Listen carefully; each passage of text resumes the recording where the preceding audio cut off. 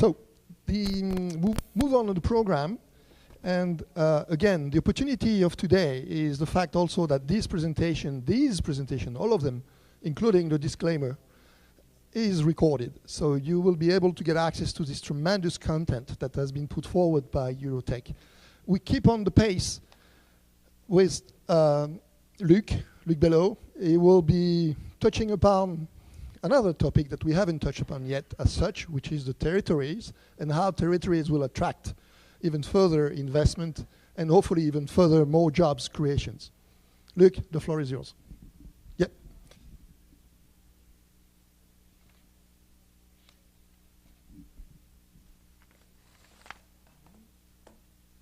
The CVs and the curriculum and the pictures and all the related experience of all the speakers of today, again, tremendous experience of all of them, will be also available online.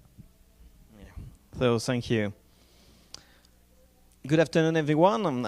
It's a huge pleasure to be there this afternoon with you and to spend time talking about smart cities. Thanks to Grégoire, to Christophe and all the team for the exchange and the network for this afternoon. So I'm Luc Belot. I'm from Angers, from the west of France, the French west coast.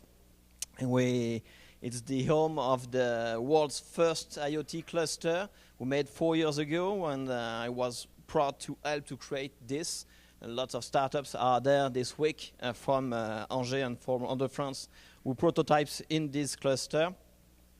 I'm elected in this city since 2001. I was in charge of education, of digital strategy, and in mobility.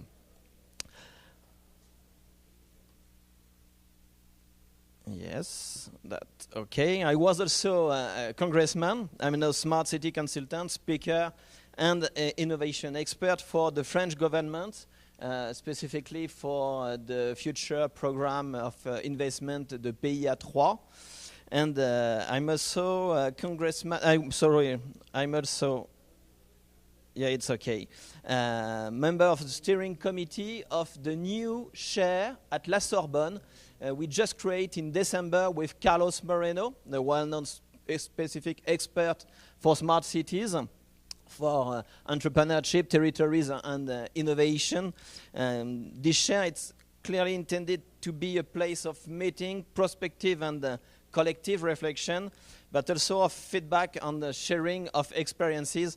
I think I will be able to speak more about that in a few weeks.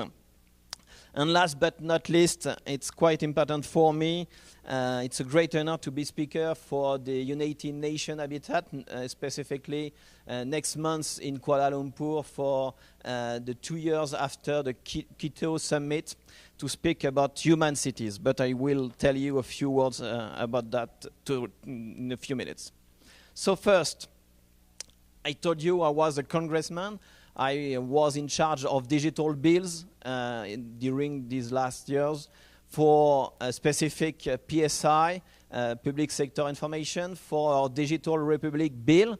And most of the time we talk about subjects near to smart city, for open data, for data protection, for personal data, for lots of points specific as connectivity, privacy, internet neutrality, platforms.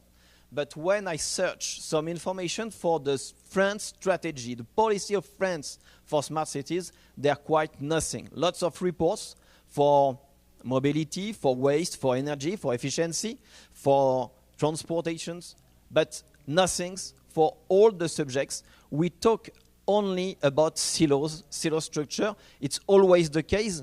It's the case in the cities and it's the case for the states. So I was in charge. It doesn't work. Yes. So I was engaged on a mission for the French Prime Minister, specifically to work on this subject for smart cities, for territories, for business and for companies. I want to explore how the state can help the cities to construct their project and also look at the ways to improve efficiency and business for companies. We were quite convinced with the prime ministers, because I worked with two at this time, that after the revolution brought by smartphones apps for IoT. The Smart Cities project will transform the world in all and really for territories, for the industry, for inhabitants, for people, and everything in our cities. But a big project needs to be concerned by every subject. So it was quite hard now to explain that to mayor, to local authorities, because most of the time we know what we are talking about when we talk about smart cities. We talk about efficiency, we talk about transportation, we talk about efficient functioning cities, innovation, and most of the time it's only silos in the cities. So I want to walk from computing cities to digital territories. It doesn't work.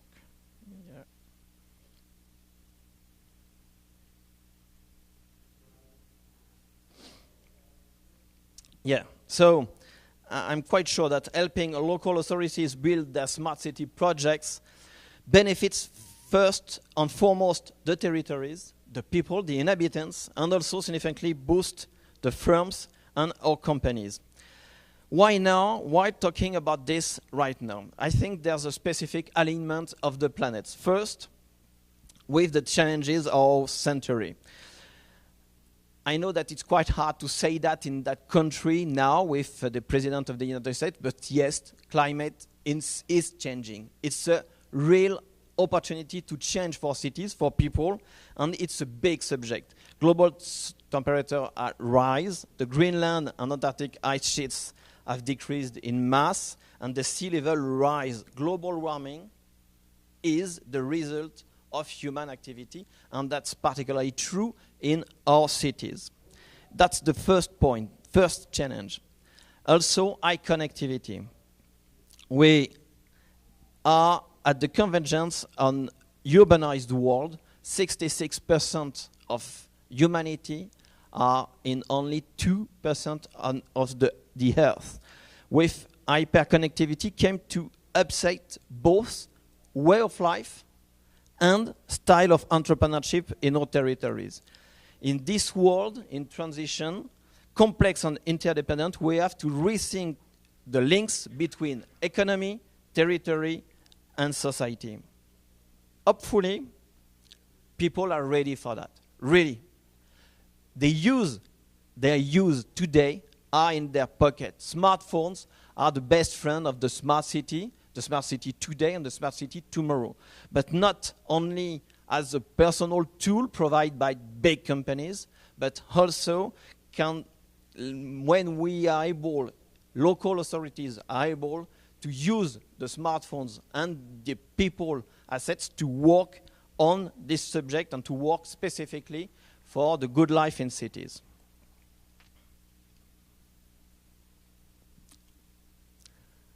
People are ready.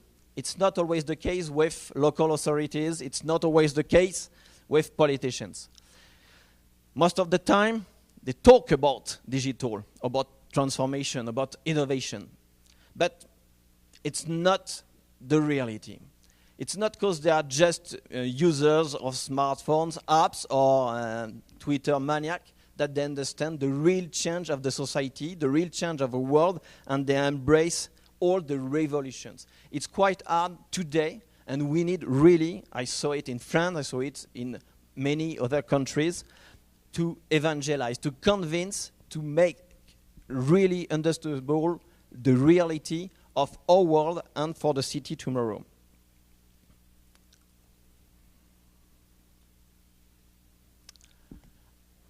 A big subject, it's the confidence and trust.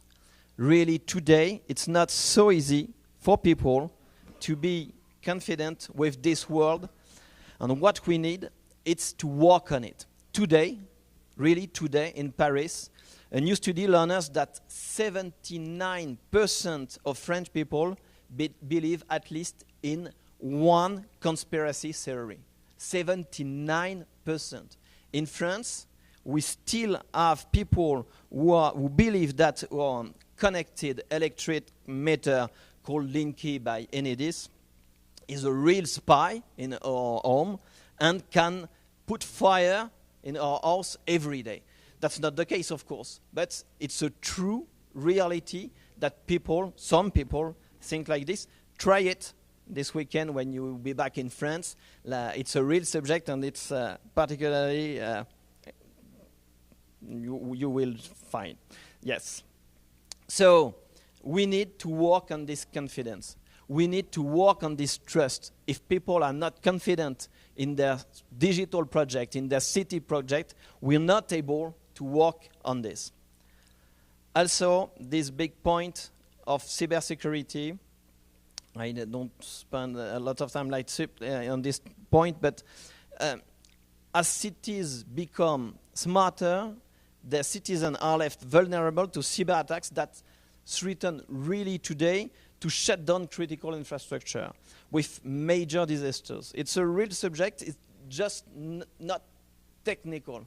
It's a point of confidence. It's a point of trust from people. And last point for this, I want to work on the 3 guiding principles.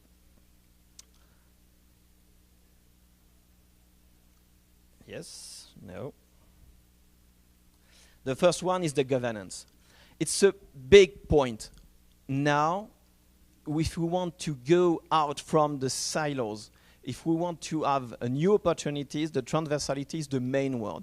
And we need really a good governance in cities, not only with the mayor and the local authorities, but also with all the people, all the forces, economics, people, and we need to organize that really strongly for the future.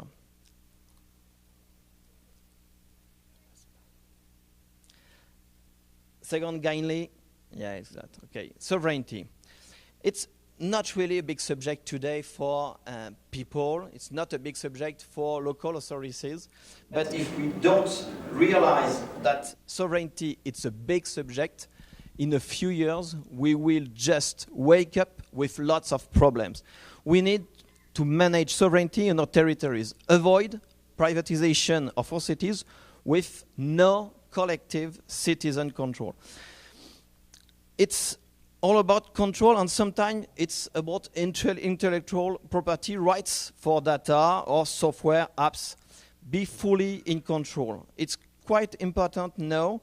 I do really believe in partnerships. We are able to work with every companies, big ones like Google, SiteGround Labs, Waze, or Facebook, or Amazon.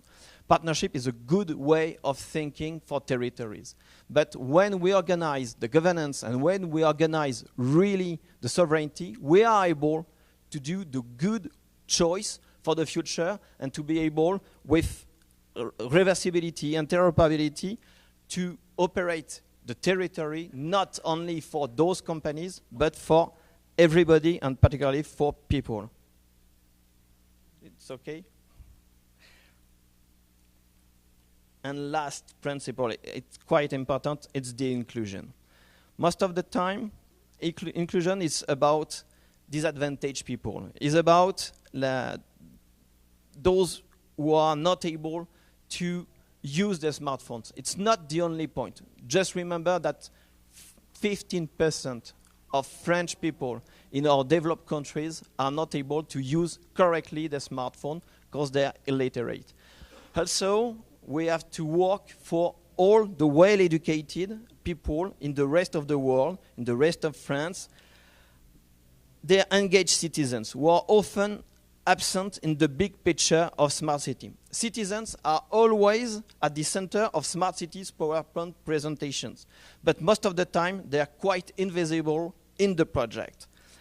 It's about democracy, it's about transparency, it's about participation. We have to work on it, moving from user-centric to citizen-centric. So how we can make smart cities happen?